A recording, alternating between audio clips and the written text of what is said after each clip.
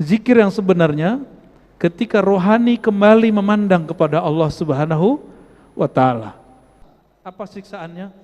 Orang yang tidak terima takdirnya, dia tersiksa. Takdir itu pemberian anugerah dari Allah. Anugerah dari Allah. Namun kita menerimanya, ada yang indah, ada yang ridho, ada yang tidak ridho. Pernah ngerasain sakit nikmat belum? Belum, karena belum ridho. Karena belum terima. Orang yang mengalami yang buruk, dia tidak merasakan perhatian Allah saat dia mengalami takdir buruk, itu karena dia belum menerima takdirnya. Takaran yang Allah berikan kepada kita, itu yang disebut takdir. Maka takdir ini boleh diartikan anugerah Allah yang Allah tetapkan untuk kita, kehendak Allah yang Allah tetapkan untuk kita, itu disebut dengan takdir.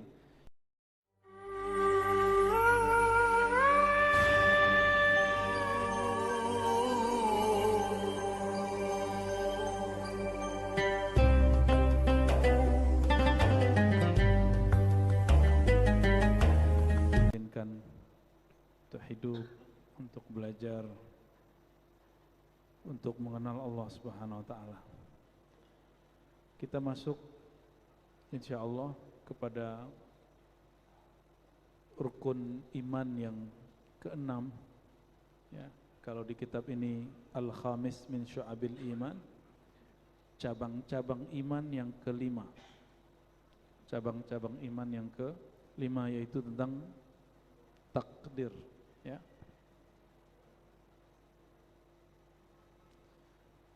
Sering kita membahas takdir tapi tidak sesuai dengan ajaran baginda Nabi Muhammad sallallahu alaihi wasallam. Seakan-akan takdir itu mengekang, seakan-akan takdir itu sesuatu yang mesti kita salahkan. Seakan kalau ngaji takdir kita punya alasan untuk malas-malasan. Itu kesan orang belajar takdir. Ada juga yang agak sedikit kayak maju tapi sebenarnya keliru. Takdir itu kalau kita sudah nggak sanggup baru takdir. Dan itu ajaran, bukan ajaran Ahlus Sunnah wal Jamaah. Itu ajaran kelompok bid'ah namanya Qadariyah, yang dianut oleh Mu'tazilah, kelompok yang dulu menyembelih ulama kita. Ratusan ulama kita dibunuh cuma masalah takdir dan masalah kalam Allah makhluk atau tidak makhluk. Maka insya Allah pada malam ini kita akan baca beberapa riwayat, bahkan dari Quran lebih awal, cara memahami takdir sesuai dengan ajaran Nabi Muhammad sallallahu alaihi wasallam. Karena hadisnya sangat banyak, nanti saya pilih beberapa hadis. Sebelumnya beliau Imam Al-Baihaqi, mari kita bacakan Fatihah untuk beliau dan silsilah beliau bersampai kepada Rasulullah sallallahu alaihi wasallam. Al-Fatihah. Bismillah. Ya na'budu wa nasta'in siratal ladzina an'amta 'alaihim ghairil maghdubi 'alaihim waladdallin. Cabang iman yang kelima, annal qadara khairahu wa syarrahu minallah azza wa jalla. Bahwasanya takdir baik dan buruk itu dari Allah. Secara ilmu akidah ini benar, tapi secara ilmu adab kalimat ini tidak elok. Kita tidak menyebut yang buruk dari Allah. Tapi betul itu diciptakan oleh Allah Subhanahu wa taala. Qala Allah taala, beliau menyebutkan beberapa ayat, di sini ada 3 bahkan 4 ayat, ya. Nanti silakan dicek di rumah, ya. Surat 4 surat An-Nisa ayat 78. Wa in tusibhum hasanatu yaqulu hadhihi min indillah. Ini coba diperhatikan istilah kita tentang musibah dengan istilah Quran tentang musibah ternyata beda. Al-Quran menyebut musibah itu baik dan buruk. Wa in tusibhum hasanatun, jika mereka mendapat musibah kebaikan, begitu, maka terjemahan musibah dalam bahasa Indonesia ternyata sudah mengalami perubahan. Musibah dalam bahasa Indonesia suatu yang menimpa seseorang dan itu buruk. Sedangkan di dalam Al-Quran, asaba yusibu, sesuatu yang menimpa baik atau buruk disebut dengan musibah. Tapi istilah Quran ini memang tidak bisa dipaksakan, karena beberapa istilah Quran ketika masuk ke orang Arab sendiri pun itu enggak semuanya memakai. Contohnya ada kalimat wa ma min dabbatin fil ardi illa 'alallahi rizquha.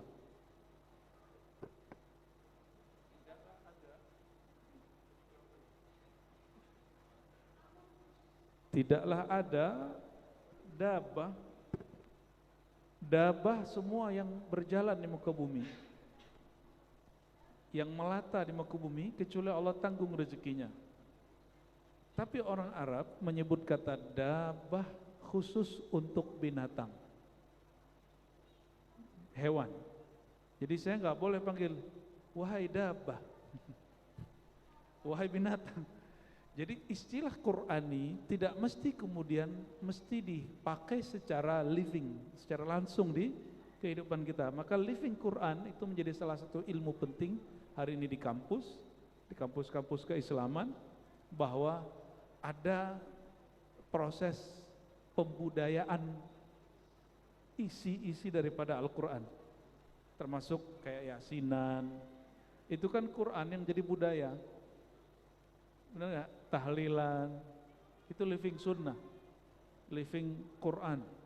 Apalagi Kahfian, one day one juice, itu salah satu bentuk dari living Quran. Bahkan orang pakai jimat, pakai mantra yang dibaca Quran, itu bagian dari living Quran. Berarti ada islamisasi mantra, cuma gagal, ya. Maka muncul lagi ruqyah-ruqyah model sekarang ingin mengembalikan ke awal. Baik, supaya kita tidak terjebak dengan istilah pengistilahan, clearnya apa? Musibah di Quran dalam surah An-Nisa baik dan buruk. Wa in tusibhum hasanatun, jika kebaikan menimpa mereka, mereka berkata ini dari Allah. Wa in tusibhum sayyi'atun, jika keburukan menimpa mereka, mereka mengatakan hadhihi min indik, ini dari engkau wahai Muhammad. Kul kullum min indillah, tapi enggak disebut kul kullun itu hasanatun wa sayyi'atun min indillah, enggak. Katakan kulun, semua Allah yang menciptakan, semua berasal dari Allah.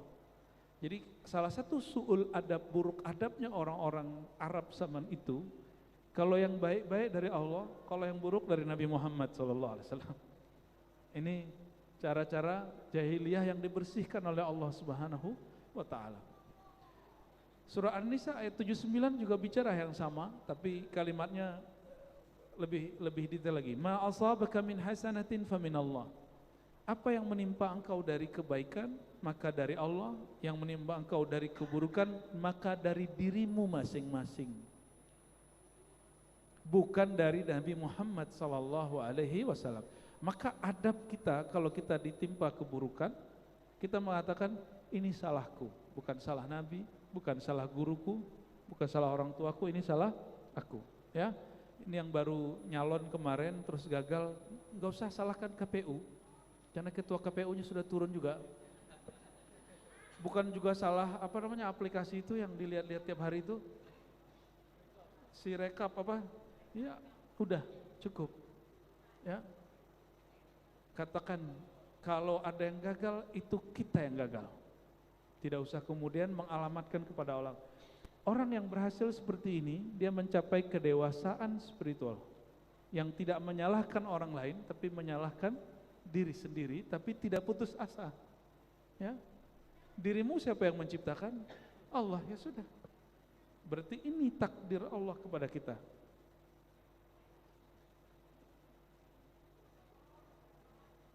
Maka Imam Al-Baihaqi mengatakan, ini sesuai dengan kaidah Ahlussunnah, semua nikmat baik itu adalah kebaikan Allah kepadamu, semua pengalaman burukmu adalah usahamu sendiri, hasil usahamu sendiri. Allah itu sudah memberikan jalan terbaik buat kita, kita yang pengen yang buruk, barangkali begitu.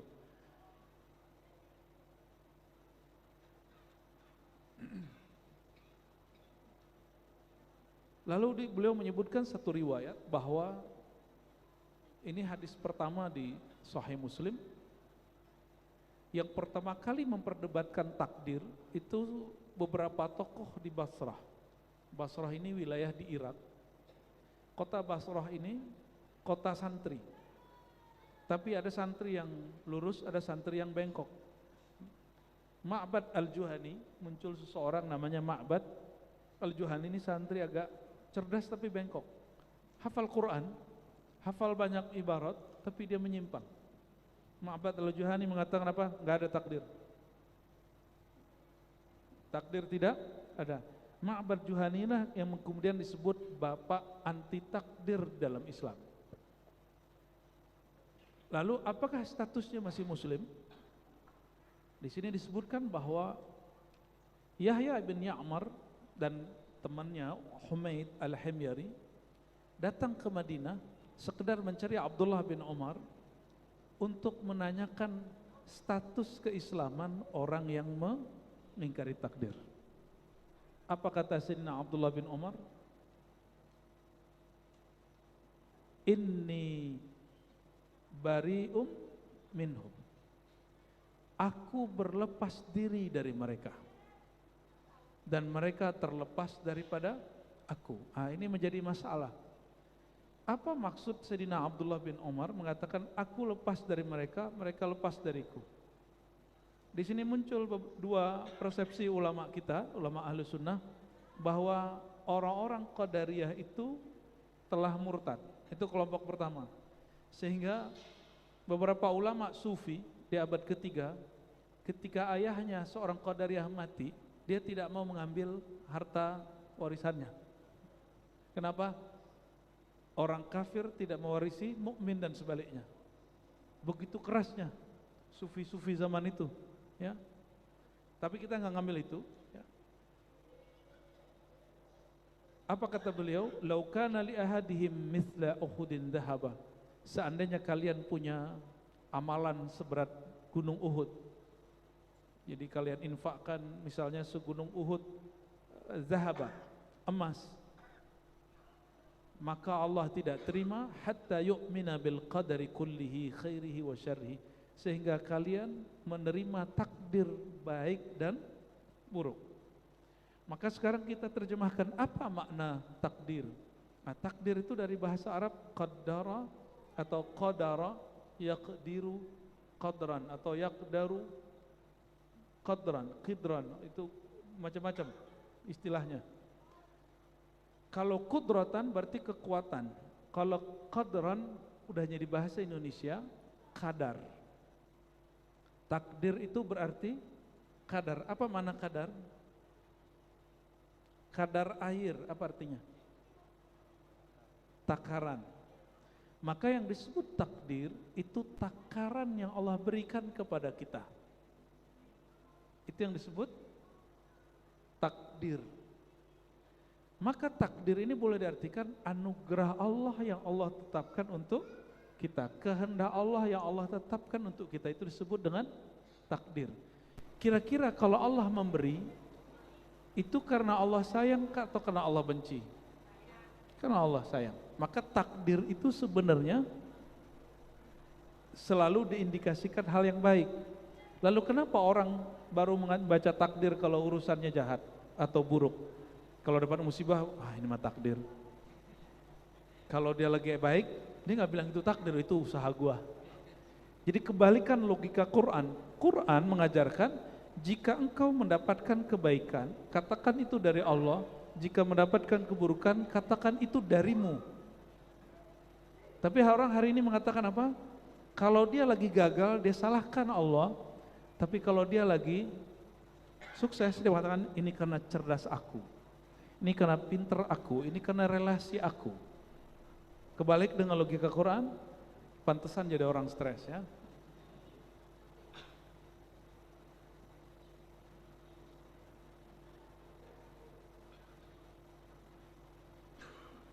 Rukun iman yang keenam setelah iman kepada Allah, malaikat, kitab, rasul, hari akhir, antu'mina. Jadi kronologi munculnya hadis ini dari Abdullah bin Umar ketika terjadi diskusi hebat di Basrah, lalu persoalan itu dikadukan ke Madinah. Jadi tradisi mengadukan sesuatu ke ulama paling tua itu biasa, itu terjadi, ya.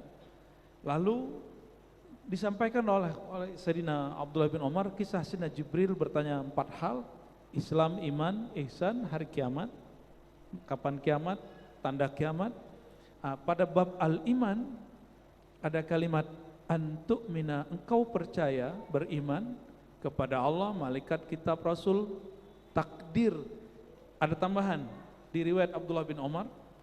Saya curiga ini tambahan dari Sayyidina Abdullah bin Umar, karena di riwayat Abu Hurairah tidak ada lafaz itu, kecuali ada yang menambahkannya. Bil qadari, kadar itu khairihi wa syarrihi, baik dan buruk, hulwihi wa murrihi, manis atau pahit.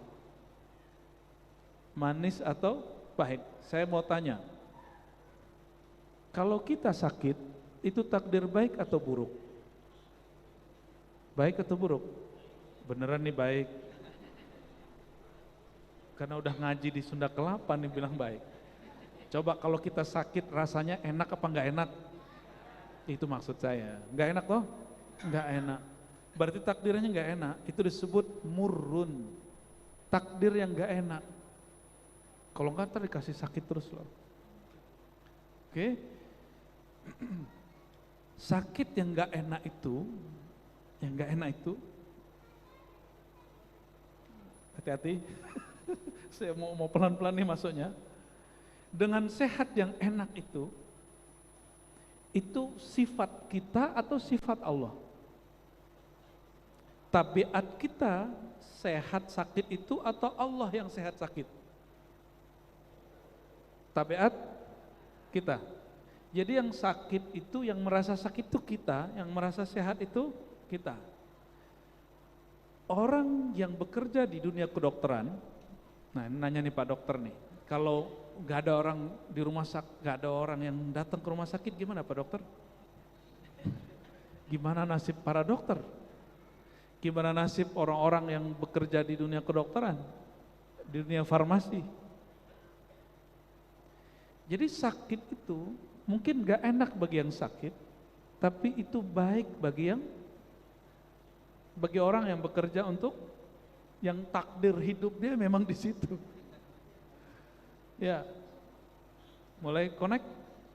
Berarti baik dan buruk itu relatif di sini, sedangkan kadar itu objektif dari Allah Subhanahu wa Ta'ala. Gajinya sama, rasa syukurnya beda nggak? Ya, karyawan UMR atau lebih, tapi cara dia menerima itu beda. Kenapa beda? Tergantung dia kenal Allahnya beda. Maka Sayyidina Musa bertanya kepada Allah, ya Rabb, syakaraka Adam, wa ma syukruhu, wa kaifa syukruhu. Ya Allah, Sayyidina Adam, kakek kami mensyukuri engkau. Engkau sebut ia hamba yang bersyukur. Bagaimana cara ia mensyukuri engkau? Apa jawaban Allah Ta'ala? Nabi Adam kan tiktokan sama Allah. Nah, Nabi Musa juga tiktokan sama Allah. Jadi bagi-bagi cerita. Apa kata Allah? Ya Musa, Adam itu kalau mendapat apapun, mengalami apapun, dia menganggap itu dari Allah. Dia menganggap itu dari Allah. Orang sakit, orang sakit, dia bentar-bentar nyebut nama Allah. Ya Allah gitu. Ya Allah, ya Allah. Itu bagus atau baik? Bagus atau baik? Bagus. Betul nggak? Orang yang gagal selama ini dia terus sukses, terus tiba-tiba dijatuh sesaat dan itu runtuhnya luar biasa. Akhirnya dia sering datang ke sholat ke masjid, dia sering tahajud, dia sering muhasabah diri. Itu bagus atau tidak? Ya, maka Ibnu Athaillah radhiyallahu ta'ala anhu mengatakan apa? Jika engkau tidak mengenal kebaikannya saat nikmat itu ada, dia akan menegurmu dengan ketiadaan nikmat. Pilih mana? Pilih mana yo? Ya. Nggak bisa milih kita. Kita hanya bisa usaha tapi Allah yang memilihkan untuk kita. Maka bab takdir ini ada kaitannya dengan rohani, yaitu satu bab, dua bab, yaitu syukur, sabar, bahkan ada tambahan ketiga, ridho. Ridho itu gabungan dari syukur dan sabar. Ridho itu rela. Orang yang sakit, lalu dia menerima sakitnya, dia akan merasakan sakit itu nikmat. Udah pernah ngerasain sakit nikmat belum? Belum, karena belum ridho. Karena belum terima. Orang yang mengalami yang buruk, dia tidak merasakan perhatian Allah saat dia mengalami takdir buruk, itu karena dia belum menerima takdirnya. Teori doang, ya saya akan ngalamin. Ya, takdir apa yang terburuk yang antum alami, mungkin saya lebih dari itu. Ya. Oleh karena itu, Al-Imam Al-Qushairi ditanya mengenai ridho. Kalau syukur, kita pada senang dikasih nikmat, syukur. Sabar, mungkin sabar dikasih musibah. Tapi siapa yang mendapatkan kalam ini? Kata Imam Qushairi, para imam terdahulu ulama salafus saleh sepakat mengatakan bahwa ridha itu istiwa'ul murri wal hulwi. Ketika takdir pahit, manis, baik, buruk, sehat, sakit, gagal, sukses tidak merubah rasa bertuhanmu kepada Allah. Itu baru disebut ridha. Gimana? Maka tips orang sehat dari sakitnya sakit. Nah, apa itu? Ternyata sakit itu beda dengan rasa sakit. Paham? Sakit itu beda dengan rasa sakit. Gagal itu dengan rasa gagal beda. Orang gagal banyak, tapi dia tidak merasa gagal. Oke? Orang sakit banyak, tapi dia tidak merasa sakit. Itu orang yang menerima takdir. Maka bagi siapapun yang sedang mengalami sakit, coba terima sakitnya.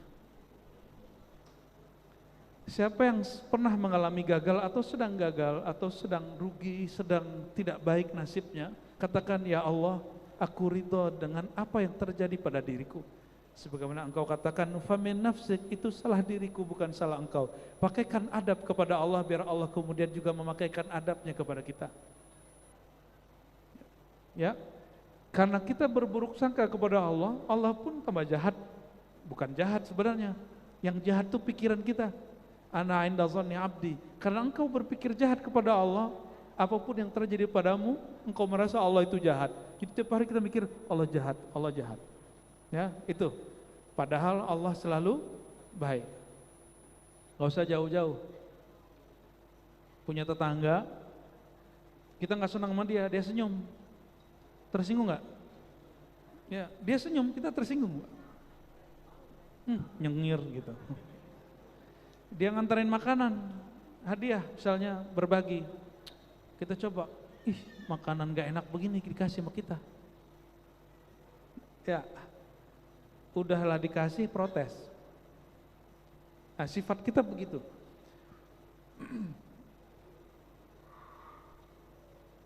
Takdir itu pemberian anugerah dari Allah. Anugerah dari Allah. Namun kita menerimanya, ada yang indah, ada yang ridho, ada yang tidak ridho. Maka yang disebut takdir baik, orang yang menerimanya dengan ridho. Ini bagi ahlul qulub ya, orang yang ahli kolbu menganggap takdir baik itu yang diridhoi oleh kolbu. Meskipun kata orang itu buruk, tapi di kolbu dia indah. Yang disebut takdir buruk itu adalah sesuatu yang tidak diridhoi oleh si hamba. Padahal yang dari Allah semuanya baik. Semua dari Allah pasti baik. Semua dari Allah rahmatun wa mauhibatun, ya.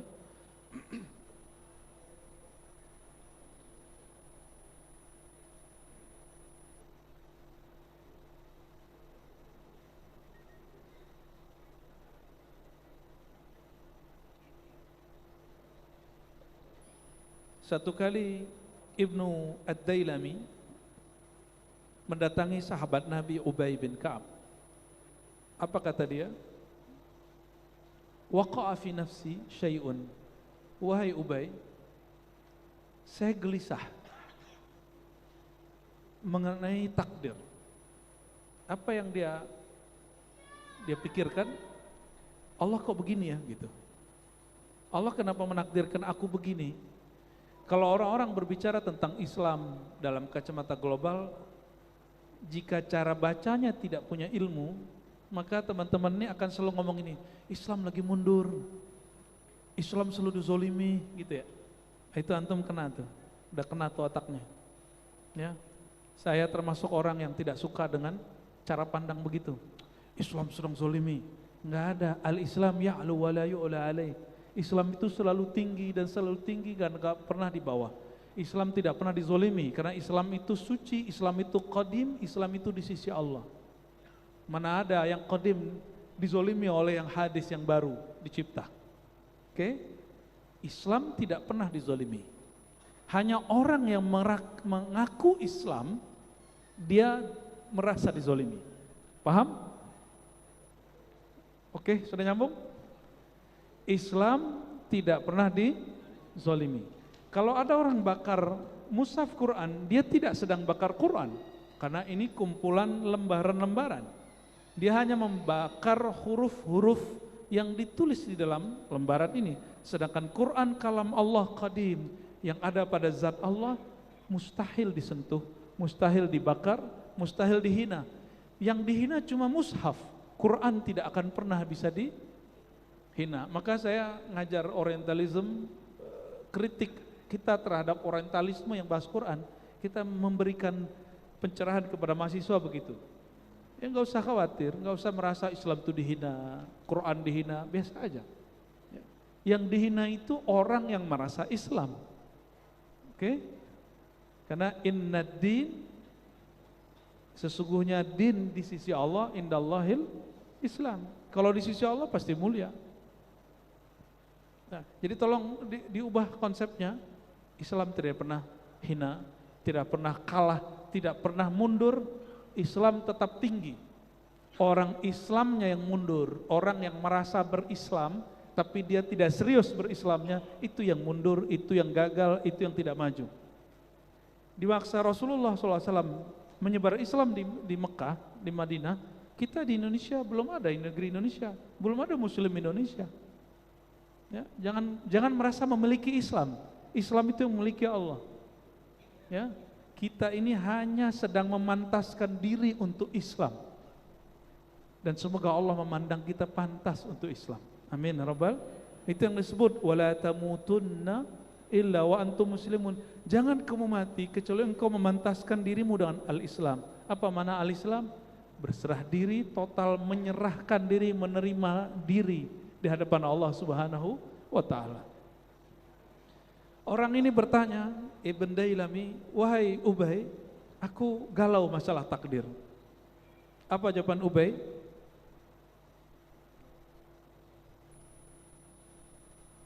Lau anna allaha adzaba ahla samawatihi wa ahla ardihi adzabahu wa huwa ghairu zalimin lahum walau rahimahum. Seandainya Allah menyiksa semua penduduk langit, semua penduduk bumi, Allah tidak disebut zalim. Itu logika sahabat Nabi Ubay. Walau rahimahum kana rahmatu khairan lahum min a'malihim. Seandainya Allah memberi kasih sayang kepada hamba Allah di langit dan di bumi, kasih sayangnya lebih tinggi mulia dari amal mereka. Oke, lau anfaqta misla uhdin dhahaban fi sabilillah ma taqabbalahu Allah minka hatta tu'mina bil qadar. Seandainya engkau punya harta segunung Salak, segunung Gunung Gede, Bogor, apalagi Gunung Rinjani, lalu kamu infakkan semuanya di jalan Allah, tapi engkau tidak percaya dengan masalah ini, takdir, amalmu tidak diterima. Amalmu tidak diterima. Maka saya khawatir kepada orang yang berjuang dalam pergerakan Islam, lalu mengatakan, jika kita sudah tidak sanggup berusaha, itu baru takdir. Saya khawatir orang ini gak diterima perjuangannya di sisi Allah Subhanahu wa Ta'ala, tidak diterima amalnya di sisi Allah. Kita karena sayang kita sampaikan ini, tapi dia salah paham sama kita ya. Ternyata masih ada kelompok Qadariyah sampai hari ini di Indonesia, dan ormasnya sudah dibubarkan. Tsumma laqitu, apa kata beliau, wa ta'lam anna ma asabaka lam yakun liyukhti'ak wa ma akhta lam yakun yusibak law mutta ala ghairi dzalik la dakhaltan nar. Orang yang mati dalam keadaan tidak percaya takdir, dia akan mati disiksa dalam neraka. Bahkan sebelum dia masuk neraka dia sudah disiksa. Apa siksaannya? Orang yang tidak terima takdirnya, dia tersiksa. Betul gak? Coba tadi, sakit dengan rasa sakit. Yang tidak terima sakit, maka dia merasa sakit sekali. Disenggol orang, gak terima, gimana? Oh, bisa kemudian turun dari motor ya. Tahu-tahu yang di dalam mobil bodyguard, habislah. Sama juga ya, takdir perempuan ya. Perempuan ini kan takdirnya Masya Allah. Perempuan itu banyak anugerah kepada mereka. Tapi bagi perempuan yang lain, menikah, lalu hamil, melahirkan, menyusui, ngasuh anak, itu baik apa buruk ibu? Beneran. Apa beban? Beban nggak? Ya, pernah nggak waktu gadis terus melihat teman kita yang sama-sama dulu gadis sekarang punya anak waktu itu terus bilang, ribet ya punya anak gitu. Ada yang ngomong gitu nggak? Padahal yang punya anak menikmati punya anak. Kejadiannya dianggap buruk oleh A yang melihat, tapi yang mengalami merasa indah. Nah, ini yang dialami oleh para imam kita. Imam Syibli ketika mau meninggal yang dibaca Allah, Allah, Allah dalam hatinya. Muridnya repot. Apa kata muridnya? Wahai Tuan Syibli, bacalah la ilaha illallah, karena siapa yang akhir kalamnya la ilaha illallah pasti masuk surga. Kata dia, saya sudah bersama yang punya nama itu. Ente nggak usah ganggu. Ya, ada yang begitu. Lalu sahabat orang ini Ibn Dailami nggak puas ke Ubay, dia datang ke Ibnu Mas'ud. Ibnu Mas'ud ngomong yang sama. Datang kepada Zaid bin Sabit yang lebih muda, Zaid bicara yang sama.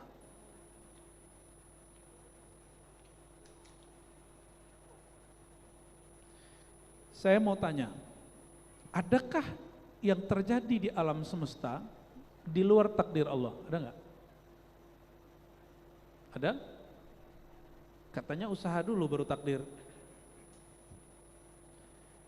Adakah satu jengkal di muka bumi terjadi tanpa takdir Allah? Ada nggak? Jika ada orang mengatakan ada, maka dia musyrik.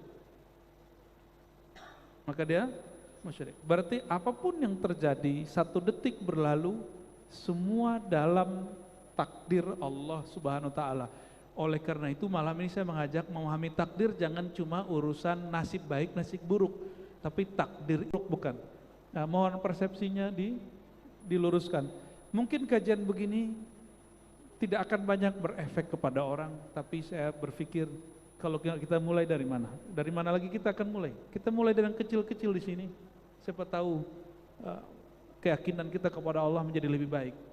Karena ini mengamalkan hadis. Mau husnul khotimah? Husnul khotimah itu nggak usah banyak wirid. Serius, nggak usah banyak thariqat. Wirid paling berat itu adalah wirid rohani. Apa wirid rohani? Berbaik sangka kepada kehendak Allah Subhanahu wa Ta'ala. Maka dalam hadis yang sahih Imam Muslim dikatakan, janganlah kamu mati, la yamutanna ahadukum illa wa huwa yuhsinu dhanna billah. Janganlah kamu meregang nyawa, berpisah nyawamu dengan badanmu, kecuali hatimu, kolbumu, ruhanimu berbaik sangka dengan semua yang Allah kehendaki kepadamu. Dan baik sangka itu dilatih dari mengatakan aku ridho kepada kehendak Allah. Sudah ridho belum? Saya yakin di badannya ini ada sakit, minimal sakit punggung. Ya, kalau duduk lama sakit punggung nggak? Ya, kesemutan, rematik, asam urat, ada mulai masuk ke jantung, ada mulai ke liver, pankreas. Yang disalahin nanti siapa ya? Semenjak saya ngaji di Sunda Kelapa, saya jadi sakit gula, gitu gak? Ya, kenapa? Setiap Senin dan Kamis dikasih makan sama orang Sunda Kelapa. Begitu cara berpikirnya? Alhamdulillah.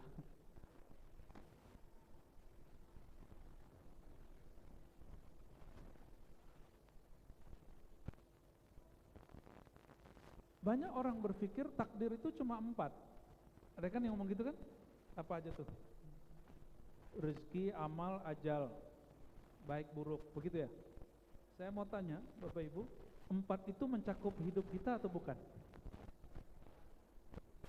Jadi ada seorang ustadz di kampung kita dulu, khotbah sudah 20 tahun bunyinya begitu. Apa kata dia? Tapi sekarang udah berubah, ya, sekarang udah berubah. Takdir itu cuma 4, di luar itu nggak takdir. Terus ini salah paham.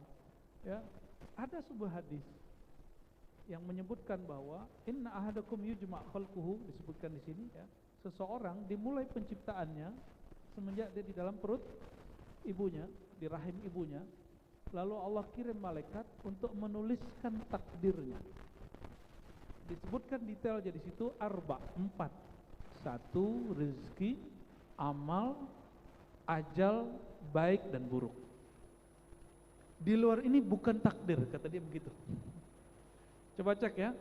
Rezeki mulai dari kita ada di perut ibu kita sampai hari ini, nafas yang kita hirup, bahkan air ketuban yang dulu diminum itu, dan makanan yang dikirim lewat plasenta, itu bagian dari rezeki Allah. Rezeki itu bukan hanya duit dan gaji. Dan saya sudah sering sampaikan, kalau gaji mungkin UMR atau 2 kali lipat atau tunjangannya sekian, atau ada orang yang berlipat-lipat, oke. Tapi rezeki bukan itu. Banyak orang yang gajinya 100 juta tapi dia nggak berangkat haji. Ada orang gajinya cuma 100 ribu tapi dia naik haji, Pak. Itu namanya rezeki. Maka rezeki beda dengan gaji. Kita sering menyampaikan ini supaya orang tidak mengerdilkan apa yang Allah beri. Bisa nafas? Masih ingat masa Covid? Waktu Covid masih ingat betapa mahalnya oksigen? Kami baru naik gunung, ternyata di gunung kalau sampai di titik tertentu itu oksigennya menipis. Betul ya? Oksigen menipis. Ngapain juga naik gunung ya? Tapi seru juga. Kita susah-susah naik, tapi karena hati itu enak, senang, takdir itu terasa indah. Ya. Orang barat, filosofnya, ada satu orang filosof menganggap pernikahan itu awal perbudakan. Tapi di negeri-negeri timur seperti kita, pernikahan itu adalah awal kebahagiaan. Beda kan? Beda. Orang barat itu sudah terlalu, hidupnya sudah terlalu, egonya terlalu maju. Membuatin kopi tiap pagi itu dianggap perbudakan. Bekerja, lalu hasilnya itu dibagi ke pasangan, itu dianggap perbudakan. Nauzubillah min dzalik, ya. Tapi jadi filsafat loh itu. Ternyata enggak semua filsafat juga baik.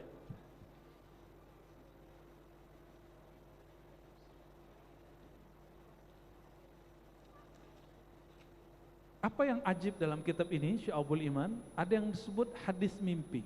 Mau dengar? Ini dalil saya kenapa kita boleh menceritakan mimpi orang tentang Rasulullah atau mimpi kita terhadap Rasulullah SAW, tapi dengan cara yang benar, dengan cara yang tepat, ya. Jangan seperti orang-orang jahil mengatakan, nggak boleh riya, mimpi ketemu Rasulullah nggak boleh ceritakan, berarti imam ini riya nih. Ada yang mengatakan imam ini riya, seperti Imam Al-Baihaqi memperkenankan, mengisahkan tentang jumpa Rasulullah dalam mimpi dan dijadikan sebagai satu ungkapan ibarat yang dapat kita ambil maknanya. Dan isi mimpinya adalah mengkonfirmasi makna hadis tentang tadi. Karena di hadis tadi dikatakan bahwa ada sekelompok orang yang sudah baik antara dia dan neraka cuma 1 jengkal, tapi karena sudah ditetapkan takdir oleh Allah, sebelum meninggal dia beramal dengan amal ahli nar dan dia masuk neraka. ini menjadi membuat bingung daripada Muhammad ibn Yazid al-A'war, guru dari Imam Abu Dawud yang semasa dengan Imam Ahmad bin Hanbal. Jadi ini orang bukan sahabat Nabi, bukan tabi'in, bukan tabi'ut tabi'in. Ini orang yang hidup di abad ke-3 Hijriah, tahun 200-an. Muhammad bin Yazid, guru dari Abu Dawud As-Sijistani, mengatakan ra'aitu Rasulullah sallallahu alaihi wasallam fil manam jalisan ma'a Umar wa Ali. Aku tertidur lalu bermimpi jumpa Rasulullah sallallahu alaihi wasallam duduk bersama Sayyidina Umar dan Sayyidina Ali. Mimpi sampai hari ini sains tidak bisa menjelaskannya. Ya, maka saya tidak menganggap semua teori tentang mimpi dari sains itu dapat diterima. Karena mimpi yang dimaksud baginda Rasulullah SAW bukan itu. Mereka menyebut mimpi itu gerak mata yang cepat saat tidur, apa bahasa Inggris itu rapid movement gitu ya. Itu benar ya, REM. Oke, itu usaha mereka karena saintis itu melihat secara empiris. Sedangkan mimpi bukan wilayah empirik. Empiris artinya apa? Panca indera, sesuatu yang bisa diraba, yang bisa dipandang secara mata. Saya pernah ngasih pertanyaan, ya. Coba lihat buku ini, kelihatan? Oke. Coba lihat rasa senang di hati, bisa lihat? Gak bisa? Kenapa? Karena rasa senang bukan wilayah empirik. Jadi jangankan mimpi, rasa senang pun itu tidak dapat disaintiskan sampai hari ini. Maka orang cuma kemudian mengatakan, kan sekarang ada cara ngecek orang bohong, ya. Nah, nanti dilihat pupilnya membesarkah atau gimana kah, ya. Itu ada kelemahannya, selalu ada celahnya di situ. Karena orang-orang psikopat bisa melakukan pribadi ganda dan dia nggak ketahuan apa-apa. Jadi masih bisa dimanipulasi. Maka mimpi ketemu Rasulullah SAW, kita ikuti apa yang dikatakan oleh Nabi SAW. Ar-ru'ya, ya, as-salihah, mimpi itu bagian dari mubasyarat, kabar gembira dari Allah. Kenapa? Ru'yal anbiya wahyun. Pada Nabi mimpi itu wahyu. Pada wali mimpi itu ilham. Oke, pada Nabi mimpi itu wahyu, pada ulama wali Allah mimpi itu ilham. Ya, berarti mimpi itu penting. Kalau bagi seorang guru mursyid, mimpi itu adalah cara membaca indikator kolbu murid. Orang yang masih bermimpi jorok berarti hatinya masih penuh dengan syahwat kotor. Dan dia belum layak menjadi kekasih Allah karena dia masih menyimpan yang jorok di kolbunya, ya. Dan orang yang paling jorok itu orang yang paling banyak menahan nafsunya. Dan orang yang paling bersih hatinya orang yang menyalurkannya lebih banyak kepada yang halal. Makanya Nabi SAW mengatakan wa fi bud'i ahadikum shadaqah. Dalam semua anggota tubuh ini ada sedekah. Ada yang senyum nih Bu Aldom ini. Jangan salah paham Bu ya. Oke, paham di situ? Ada orang nggak mau menikah, lalu ketika melihat lawan jenis yang gagah atau cantik, terus dia ngeres, dia bersyahwat. Itu apakah lebih baik daripada orang yang menikah? Mana yang lebih baik? Dan dia menikah lagi, begitu, ya. Tapi orang-orang akan berpikir apa? Enggak, yang baik itu yang tidak menikah. Rahib-rahib itu karena menahan itu bagi orang awam lebih baik. Rahib, orang suci, mesti dia tidak melakukan hal-hal yang beginian. Itu persepsi orang awam. Tapi Rasulullah SAW enggak begitu. Ya. Nah, jadi cara ngecek kolbu seseorang itu oke atau tidak, itu mimpinya apa. Jadi mimpi itu Allah ciptakan bukan sia-sia. Oke, jadi tidak ada namanya bunga tidur bagi seorang guru. Nah, yang ada antumnya halu. Apa kata beliau? Aku bermimpi ketemu Nabi SAW, Sayyidina Umar, Sayyidina Ali, dan bertanya tentang hadis Abdullah bin Mas'ud. Jadi bisa konfirmasi ilmu dalam. Jadi dia dalam mimpi aja nanya ke Rasulullah, apalagi kalau lagi jaga. Antum kira-kira kalau mimpi ketemu Nabi ngapain? Belum tahu kan? Orang ini kalau ketemu Nabi dia bilang, saya kalau ketemu Rasulullah saya mau nanya hadis ini. Ini orang ini. Dan benar dia mimpi ketemu Rasulullah SAW dan menanyakan hadis itu. Lalu Nabi SAW menjawab bahwa ini adalah bab takdir. Ya. Fa'adaha thalasan ghafarallahu lil amas. Ya. Oke, saya nggak membahas tentang isinya, tapi hanya ingin menyampaikan bahwa bab hadis mimpi boleh dijadikan satu bahan kabar gembira di dalam kajian, bahkan ditaruh di dalam kitab-kitab yang ilmiah. Ini kitab ini ilmiah bukan? Kitab ini ilmiah menurut ahli hadis karena dia menggunakan riwayat itu yang disebut ilmiah dalam tradisi ahli hadis. Bapak Ibu yang bukan Allah, mungkin bab takdir tidak bisa kita baca semua, ya kita skip dulu, bulan depan kalau umur panjang kita sambung. Namun yang dapat kita ambil dari teks sebelumnya adalah bahwa takdir itu melingkupi semua kejadian di alam semesta. Pintar-pintar cara menerimanya, ya terimalah dengan ridha. Ada pertanyaan kah? Silakan diatur. Ya.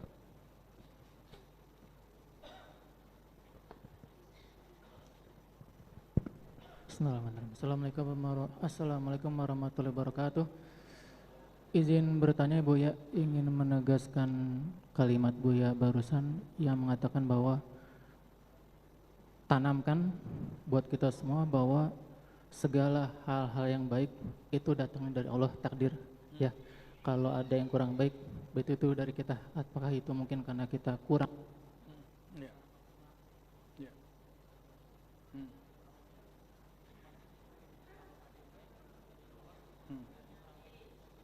Baik.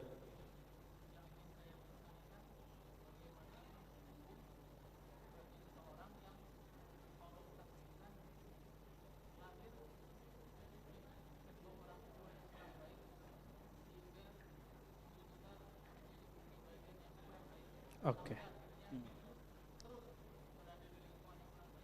Baik, baik. Dia tidak baik. Baik, baik. Ini pertanyaan bagus. Assalamualaikum warahmatullahi wabarakatuh.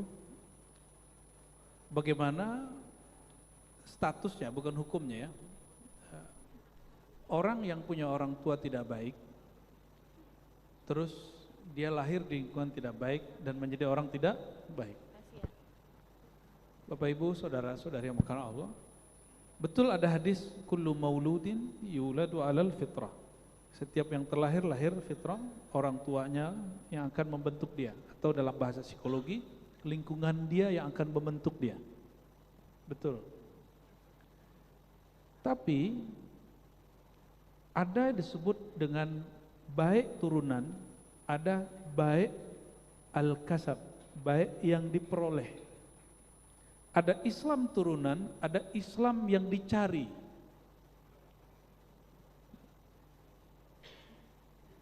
Maka di Quran kata usaha mencari itu disebut dengan kasab. Ya, kata kasab muncul di ayat apa? Al-Baqarah ayat berapa? Gimana bunyinya? Hah?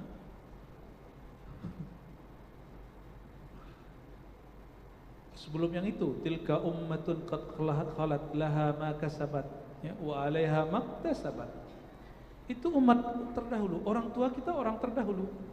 Laha ma kasabat, yang mereka lakukan mereka yang nanggung. Maka tidak ada namanya dosa warisan. Maka saya juga tidak menerima namanya Islam warisan. Tidak ada namanya agama warisan. Agama itu mesti kita yang mencari. Adapun kita terlahir, diazankan, itu anugerah dari Allah SWT, ya, anugerah dari Allah SWT, tapi kita harus mengisi keislaman itu. Gimana kalau orang tua kita non muslim? Apakah itu takdir buruk? Enggak juga. Banyak kok yang terlahir muslim enggak baik juga, korupsi juga. Betul enggak? Banyak yang terlahir non muslim enggak korupsi, ada juga. Berarti baik itu bukan masalah status agama dia, tapi apa yang dia cari dari kebaikan itu. Itu yang disebut laha makasabat wa 'alaiha maktasabat. Baginya pertanggungjawaban dari apa yang dia usahakan. Maka disebut perbuatan Allah itu disebut takdir, perbuatan manusia disebut kasab. Ini istilah Quran. Laha ma kasabat kasab. Bagi jiwa manusia pertanggungjawaban apa yang dia usahakan lakukan. Wa 'alaiha maktasabat. Maka laha baik, 'alaiha buruk.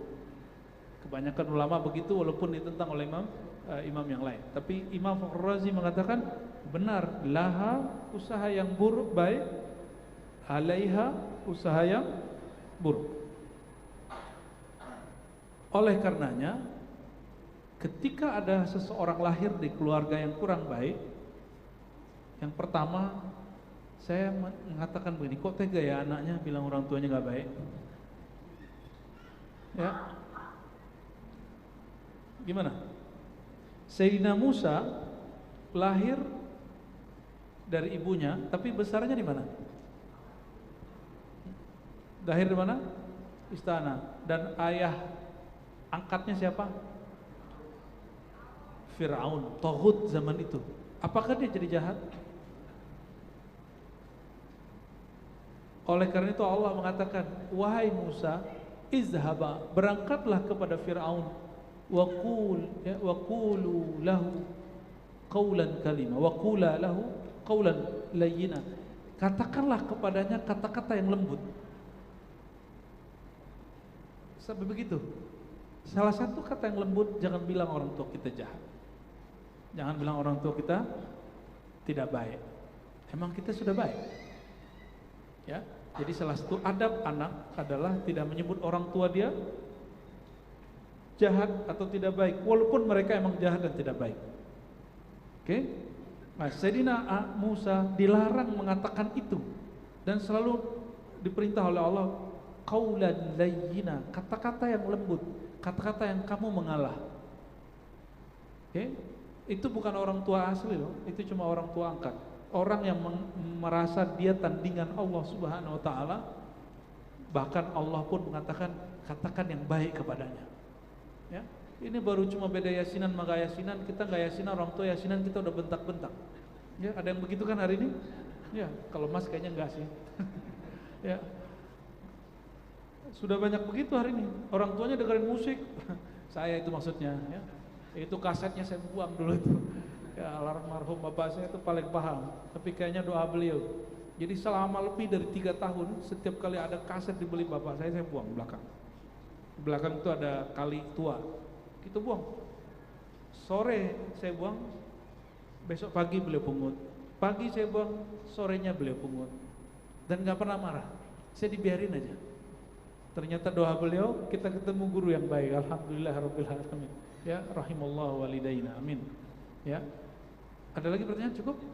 Satu pertanyaan dari TikTok Live Masjid Agung Sunda Kelapa dari saudara Fulan. Ya. Apa perbedaan zikir khafi, sir dan zikir zahir, mana yang lebih baik? Innahu ya'lamu sirra wa akhfa. Dalam Al-Quran Allah mengetahui yang sir, yang rahasia dan yang lebih rahasia lagi namanya akhfa. Ya, ada Qurannya, ada ayatnya. Ya. Juga ada ya'lamul jahra, Allah mengetahui yang jahar. Nah, zikir itu adalah proses mengingat Allah Subhanahu wa taala. Lidah itu tidak mengingat, dia cuma menyebut. Maka zikir lidah menyebut, zikir kolbu mengingat. Apa yang diingat bukan yang ada di kepala. Maka zikir akal, dia mengenang kebaikan-kebaikan Allah selama di bumi. Karena akal nggak bisa mikirin sebelum lahir. Ada yang tahu apa yang dia lakukan sebelum lahir? Yang ruhnya alami sebelum lahir, ada yang ingat? Kita tidak ingat, maka diutus para rasul, para wali Allah untuk mengingatkan kepada kita bahwa ruh kamu sebelum lahir di sini itu sudah jumpa dengan Allah SWT. Maka pada hakikatnya zikir itu adalah teringatnya ruh itu kepada yang meniupkannya. Itu dia, itu yang disebut zikir. Adapun zikir subhanallah, subhanallah, itu latihan zikir. Itu latihan zikir 100 kali, maka dia perlu angka. Kalau ruhani dia tidak perlu angka. Jadi kalau ada orang ngomong gini, ngapain zikir pakai angka? Dia berbicara tidak pada tempatnya. Karena Rasulullah SAW mengajarkan zikir latihan pakai angka 33, 25, 10, 100, 70. Jadi angka itu muncul dari hadiratin Nabi SAW. Angka itu latihan. Maka disebut di Quran, uzkurullah, wahai orang beriman, sebutlah Allah zikran katsira, dengan angka yang banyak. Itu latihan. Itu yang zikir jahar. Zikir jahar. Lalu dia ada zikir yang juga berangka tapi dia tidak jahar. Disebut zikir khafi. Zikir khafi. Zikir khafi, zikir yang tidak terdengar oleh telinga ini tapi terdengar oleh telinga batin. Dan dia masih ada angkanya. Makanya di dalam ilmu zikir ada menyebut nama Allah 1000, 7000, itu latihan. Dan itu bukan tujuan. Tapi dia masih disebut latihan, belum zikir yang sebenarnya. Zikir yang sebenarnya ketika rohani kembali memandang kepada Allah Subhanahu wa ta'ala. Nah, ini yang disebut akhfa. Tapi bukan akhfa yang disebut dalam latifah. Latifah ilmu thariqah, 7 latifah, bukan. Akhfa di situ sesuatu yang lebih halus, lebih tersembunyi daripada yang dibayangkan semua makhluk. Jika ada zikir kebayang sama kita, lebih mulia dari itu, lebih tersembunyi dari itu. Ya. Wah, itu 12 SKS itu. Karena zikir ini banyak macam-macamnya. Ya. Barangkali itu, ya. Semoga malam ini pengetahuan kita tentang takdir sedikit mulai berubah, naik, ya. Dan tentang al-Islam juga mulai positif. Dan tidak ada lagi pikiran bahwa Islam mundur, Islam hancur, yang hancur cuma orang yang mengaku Islam, ya.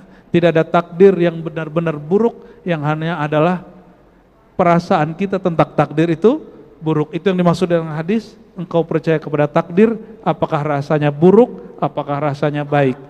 Dan solusinya hanya satu, kul raditu billah, katakan aku ridho kepada Allah, tazuk halawatal iman, kalian akan merasakan manisnya iman, akan merasa bahagia di dunia. Baik, kita tutup dengan doa. Allahumma sholli ala sayyidina Muhammad. Allahumma ya rahmanir rahim, ya qadir, ya qadir, ya qadir, ya rabbal maqadir, ya Allah yang maha mentakdirkan kami. Sholli ala sayyidina Muhammad. Sampaikan salam kami kepada Nabi Muhammad sallallahu alaihi wasallam. Allahumma altuf bina fi maqadirika, ya Allah, engkau yang maha menentukan kadar hidup kami, kadar nasib kami. Lembutkanlah takdir engkau pada kami, ya Allah. Ya Allah, kami yakin semua yang engkau kehendaki itu baik, namun hati kami kadang yang tidak baik. Maka ya Rabb, aslih lana syu'unana, aslih lana qulubana, aslih lana asrarana, aslih lana arwahana. Maka mohon ya Allah, perbaiki jiwa kami, perbaiki batin kami, perbaiki kolbu kami, sehingga ketika engkau berkehendak apapun kami memandangnya itu suatu hikmah yang luar biasa, suatu ketentuan yang ada anugerah di dalamnya. Allahumma ya Allah, qina syarra ma qadait. Jika memang ada takdir yang buruk dalam persepsi kami, tolong jaga kami dari semua takdir yang buruk. Jadikan takdir kami menjadi takdir yang baik. Wa sallallahu ala sayyidil wujud, sayyidis saqalain, sayyidil qaunain, jaddil hasanain, wa ala alihi wa ashabihi ajma'in, walhamdulillahi rabbil alamin. Subhanakallahumma wa bihamdika asyhadu an la ilaha illa anta astaghfiruka wa atubu ilaik. Assalamualaikum warahmatullahi wabarakatuh.